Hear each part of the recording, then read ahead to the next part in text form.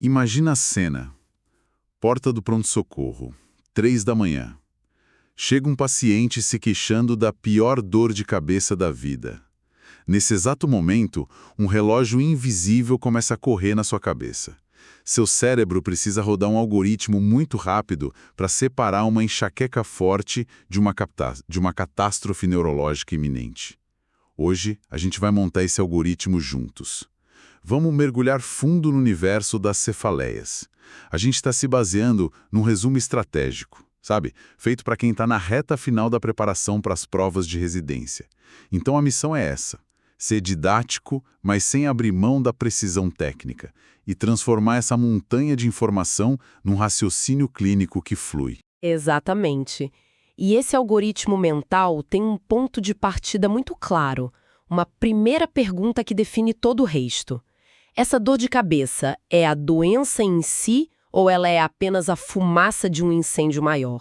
É a diferença fundamental entre cefaleias primárias e secundárias. A partir daí a gente vai explorar o trio de ferro das primárias, que são as mais comuns, e depois mergulhar nos casos secundários, aqueles que fazem o relógio do pronto-socorro correr mais rápido. Ótimo. Então vamos começar por essa primeira bifurcação no caminho. Cefaleia primária. A dor é a própria doença. O exemplo clássico é a enxaqueca. A pessoa tem enxaqueca, ponto. Já na secundária, a dor é um sintoma. Pode ser de uma sinusite, ok, mas também pode ser de um aneurisma que rompeu. O desafio é não deixar essa segunda opção passar. E é para isso que existem os sinais de alarme, ou red flags, né? Eles são os critérios que nos fazem parar tudo e pensar: opa, aqui tem algo mais. O material que a gente tem em mãos traz um mnemônico ótimo para isso, o Insipida. Decorar isso é quase um superpoder no plantão. Certo, então o Insipida é o nosso checklist de emergência. Vamos passar por ele. O primeiro I é de início. A gente está falando daquela dor que explode, a tal cefaleia entrovoada, que atinge o pico em menos de 1 minuto. É isso? É exatamente isso. É uma dor de 0 a 100 instantaneamente. Quando um paciente descreve isso, uma luz vermelha gigante com o nome hemorragia subaracnoide tem que piscar na sua cabeça. Em seguida, o N de neurológico. Isso é mais direto. A dor de cabeça vem acompanhada de alguma outra coisa estranha no exame neurológico. Uma fraqueza no braço, uma confusão mental, uma crise convulsiva. A dor não está sozinha, e isso é um péssimo sinal. Entendi. A dor veio com amigos que não deveriam estar ali. E o S de sistêmico. Imagino que aqui a gente começa a pensar em coisas que não são puramente do cérebro, tipo infecções, né? Perfeito.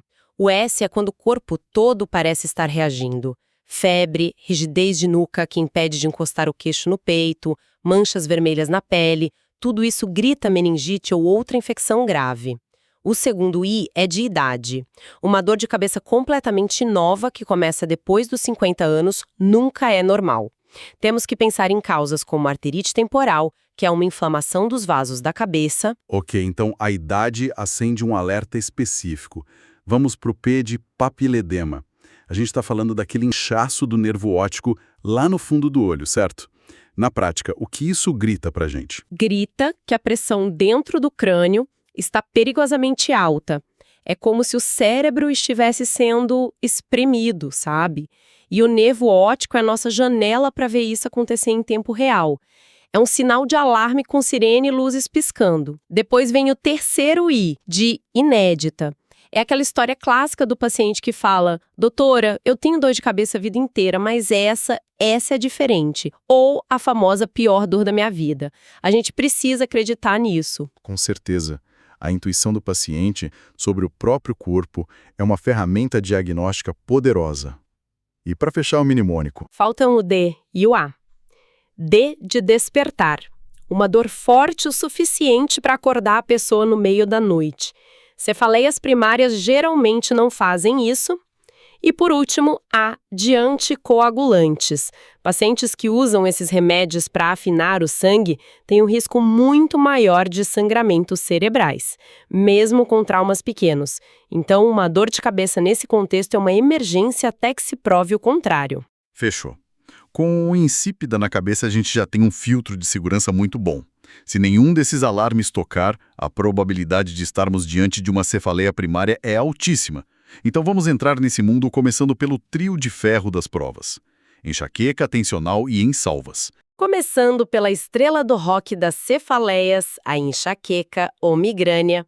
O quadro é aquele que muita gente conhece, uma dor que pode durar horas ou até 3 dias. Tipicamente de um lado só da cabeça, latejando como um coração.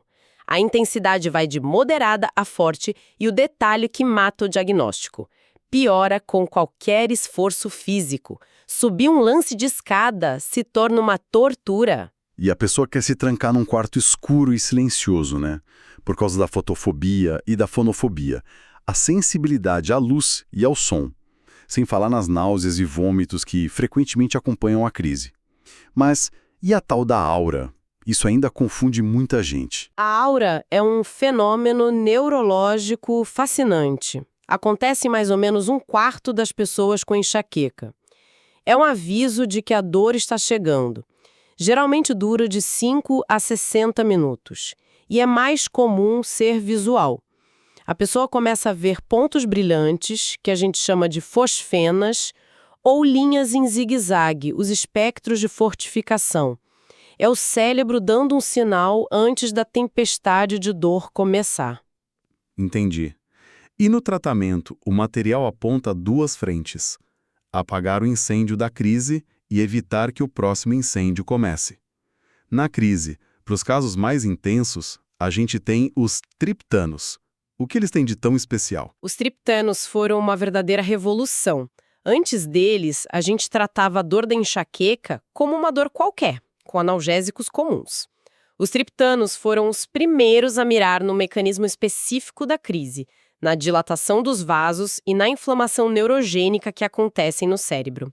Foi uma mudança de paradigma, de tentar apagar o incêndio para impedir que o fogo se alastrasse. Faz todo sentido. E para a profilaxia? Para quem tem muitas crises, as opções são várias e as associações são a chave para a prova. Exato. A escolha depende muito do perfil do paciente. Um beta-bloqueador, como o propranolol, é ótimo, mas se a pessoa tem asma, está proibido. Se o paciente também tem depressão ou insônia, um antidepressivo como a amitriptilina pode resolver 2 problemas com um remédio só. O famoso 2 em 1. E os anticonvulsivantes? O topiramato tem aquela fama de ajudar a emagrecer, mas tem o risco do cálculo renal que precisa ficar no radar. Agora, o valproato é outra história. Valproato é um campo minado.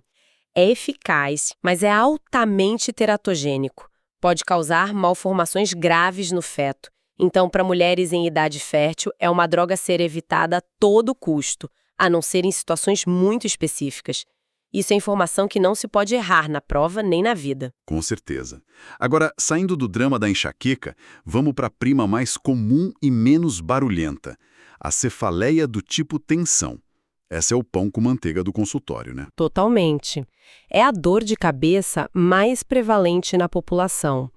E as características são quase o espelho oposto da enxaqueca.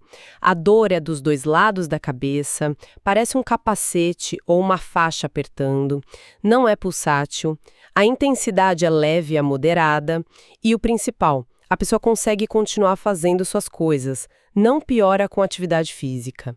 O tratamento é mais simples com analgésicos e anti-inflamatórios e, se for crônica, a amitriptilina entra em campo de novo. Então temos a enxaqueca, que derruba a pessoa, e a tensional, que é mais um incômodo persistente. Mas tem uma terceira, que está em outra categoria de sofrimento, uma dor que alguns descrevem como talvez a pior dor conhecida pela medicina.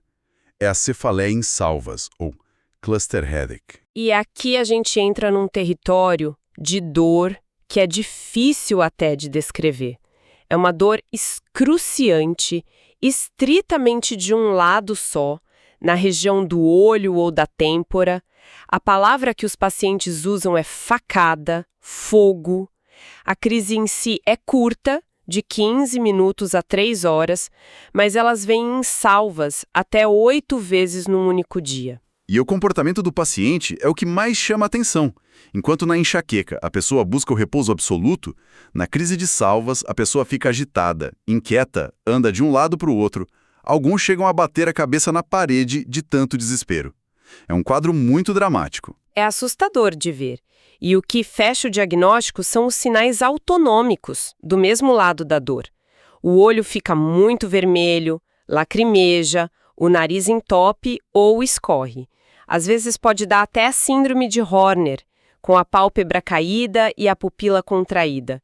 E o tratamento é tão peculiar quanto a doença e é um prato cheio para provas. Sim, para a crise a primeira linha é oxigênio a 100% com máscara, porque oxigênio funciona para isso, parece tão simples. A teoria é que o oxigênio em alto fluxo causa uma vasoconstrição potente nos vasos cerebrais que estariam dilatados durante a crise e isso ajuda a cortar o mecanismo da dor.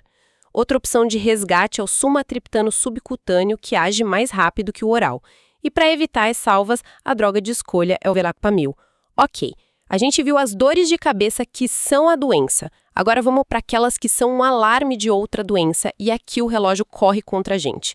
A primeira é a arterite de células gigantes ou arterite temporal. O quebra-cabeça aqui é clássico. Paciente com mais de 50 anos, uma dor de cabeça nova, geralmente na região da têmpora.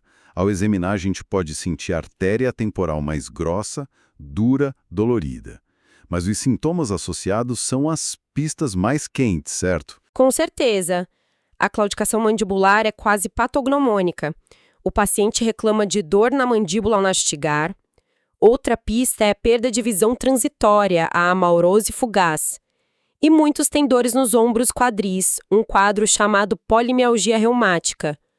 Nos exames de sangue, VHS e PCR estão nas alturas.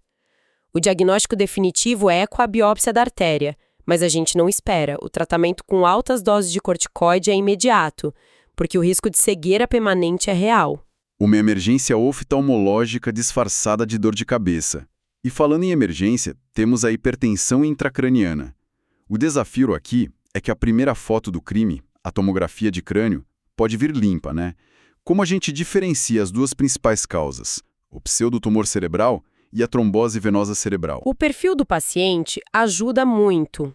O pseudotumor cerebral, ou hipertensão intracraniana idiopática, tem uma vítima clássica. Mulher jovem, obesa, com dor de cabeça e alterações visuais como visão dupla ou perda de campo visual. O diagnóstico é de exclusão. A imagem é normal e a punção lombar mostra a pressão lá em cima, mas o líquido é limpo. O tratamento envolve perda de peso e diuréticos como a acetazolamida. E a trombose venosa cerebral?